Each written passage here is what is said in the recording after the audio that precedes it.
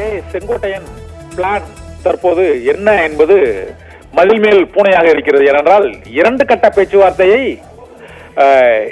அவருடைய நண்பரும் திமுகவில் இப்போது அமைச்சராக இருக்கக்கூடிய சேகர் பாபுவும் இரண்டு கட்ட பேச்சுவார்த்தை இன்று காலையிலிருந்து இப்போது 12:10 மணி ஆகிறது. இந்த 12:10 மணிக்குள் 2 முறை பேச்சுவார்த்தை நடத்தி இருக்கிறார்கள். செங்கோட்டையனுடன் சேகர் பாபுவின் சந்திப்பும் இன்றைய அரசியலில் மிக முக்கியமான ஒரு திருப்பு முனையாக கருதப்படுகிறது. இதனால் கே செங்கோட்டையன் எங்கே செல்வார் என்ற கேள்வி எழுந்திருக்கிறது.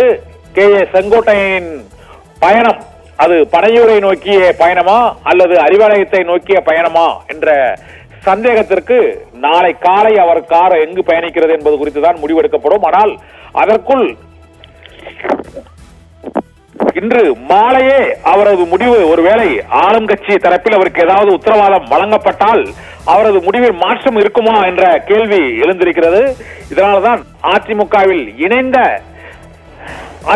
இருந்து திமுகவில் இணைந்த அவங்க கொங்கு மண்டல முகங்களான செல்வ கணபதி, முத்துசாமி, செந்தில் பாலாஜி வரிசையில் செங்கோட்டையனும் இணைவாரா என்ற கேள்வி எழுந்திருக்கிறது. ஏனென்றால் திமுகவின் வெற்றி கொங்கு மண்டலத்தில் இருந்து தொடங்க வேண்டும் என்றும், தர்மபுரியிலும் கோவையிலும் வாஸ் அவுட் ஆக சேலத்தில் ஒரே ஒரு தொகுதி என படுதோல்வியை திமுக கொங்கு மண்டலத்தில் சந்தித்த சூழ்நிலையில் இப்பொழுது ஒட்டுமொத்தமாக கொங்கு மண்டலத்தை வாரி சுருட்டும் எண்ணத்தோடு ஆளும் கட்சி அசுர பலத்தோடு அங்கு பணியில் ஈடுபட்டிருக்கிறது. அதற்கு செங்கோட்டையனை ஒரு முக்கிய முகமாக முன்னிறுத்தலாம் என்ற கருத்து இருப்பதால் செங்கோட்டையனுடன் சேகர் பாபு தொடர்ந்து 2வது முறையாக தலைமைச் செயலகத்தில் ஒரு முறை, வீட்டில் ஒரு முறை என 2 முறை வெளிப்படையாகவே இந்த சந்திப்பும் பேச்சுவார்த்தையும் நடைபெற்றிருக்கிறது. இதனை புறந்தள்ளுவாரா கே செங்கோட்டையன்?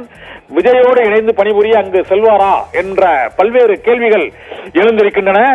இப்போது அதிமுகவில் இருந்து திமுகவில் இணைந்த செந்தில் பாலாஜி முதல் இங்கு சேகர் பாபு வரை, செந்தில் பாலாஜி, அனிதா ராதாகிருஷ்ணன், KKSSR, PK சேகர் பாபு, ஏவா வேலு, ரகுபதி மற்றும் செல்வ கணபதி, முத்துசாமி என அணிவகுத்து நிற்கும் அதிமுகவின் முன்னாள் அமைச்சர்கள் திமுகவில் இப்போது கோலோச்சு கொண்டிருப்பது அதிமுகவின் முன்னாள் முக்கிய தலைவர்கள் தான் என்பதில் எந்த விதமான சந்தேகமும் இல்லை.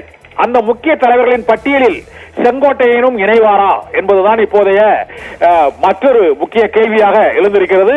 அந்த அரசியல் திருப்பம் ஏற்படுமா என்றும், பனையூருக்கு செல்லும் நோக்கத்தோடு வந்த கே செங்கோட்டையன் வழக்கம் போல ரூட் மாறி அவர் அறிவாலயத்துக்கு செல்வாரா என்ற கேள்வியும் எழுந்திருக்கிறது.